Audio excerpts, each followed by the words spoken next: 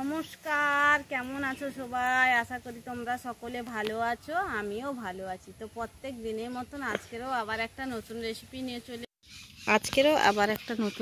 নিয়ে চলে এসেছি, সুজির ডিজার। তো এটা আমি কিভাবে বানাবো সেটাই তোমাদের সঙ্গে শেয়ার করব।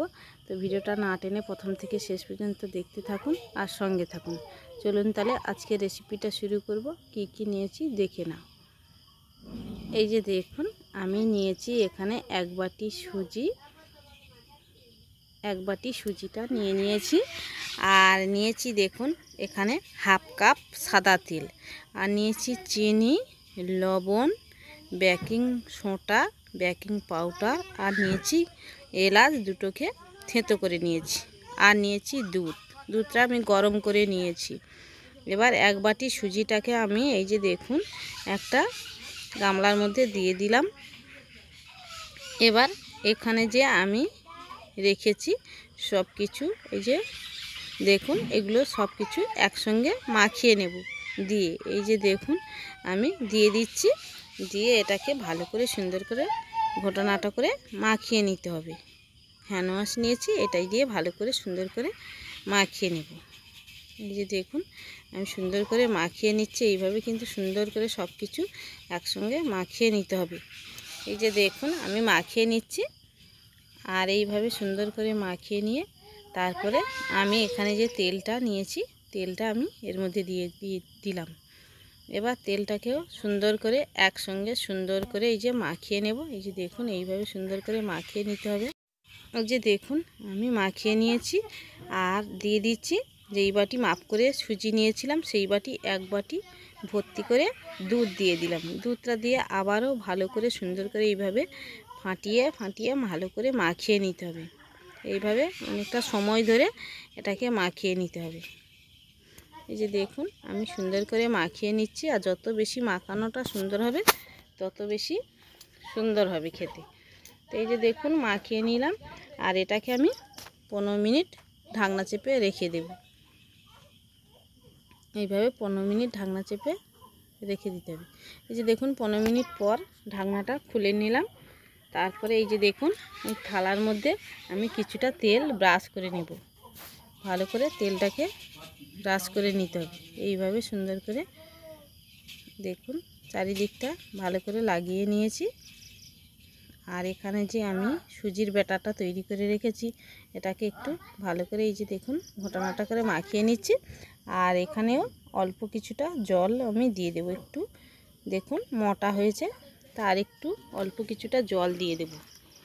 এই যে দেখুন অল্প কিছুটা এখানে আমি জল দিয়ে দিলাম। 5 চামচের মতন জল দিলে, মোটামুটি টেবিল চামচ মতন 5 টেবিল চামচের মতন জলটা দিলে ভালো করে একটু মাখিয়ে নিলে একটু পাতলা মতন হয়ে যাবে। এই যে দেখুন মাখিয়ে নিয়েছি। এই যে দেখুন ব্যাটারটা ঠিক এইভাবে হলে তারপরে এই থালার মধ্যে দিয়ে দিতে হবে। সবগুলো থালার মধ্যে আমি দিয়ে দেব।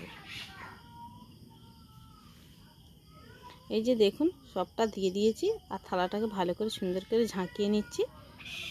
এইভাবে সুন্দর কিন্তু ঝাঁকিয়ে নিতে হবে। এই যে দেখুন ঝাঁকিয়ে নিচ্ছি। এবার এখানে একটা উনুনের মধ্যে কড়াই বসিয়ে দিয়েছি, কড়াইয়ের মধ্যে একটা স্ট্যান্ড বসিয়ে দিয়েছি। এবার থালাটা এখানে আমি বসিয়ে দেব, সুন্দর করে সমান করে বসিয়ে দেব। দিয়ে উপর থেকে একটা ঢাকনা চাপিয়ে দেব। ঢাকনা চাপিয়ে এটাকে আমি 6-7 মিনিট একটু জাল করে নেব। এই যে দেখুন 6-7 মিনিট জাল করে নিয়েছি। এবার ঢাকনাটা খুলে দিয়েছি। দেখুন কতটা দেখতে সুন্দর হয়েছে, আর একটু একটু ফুলে ফুলে গেছে। এবার একটা ছুরি নিয়েছি, ছুরিটা দিয়ে এখন আমি এটাকে সুন্দর করে পিস পিস করে কেটে নেব। তা আমি আমার মতন সুন্দর করে পিস তৈরি করে নিচ্ছি। তোমরা যদি কেউ বানাও তাহলে তোমরা তোমাদের অনুযায়ী পিসটা তৈরি করে নেবে।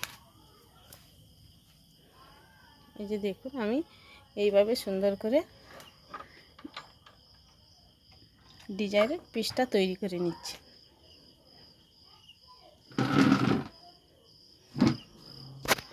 আবারও আমি এই দিক থেকে ঘুরিয়ে ঘুরিয়ে এই যে দেখুন সুন্দর করে ছুরিটা দিয়ে কেটে নিচ্ছি। এইভাবে সুন্দর করে কিন্তু কেটে নিতে হবে।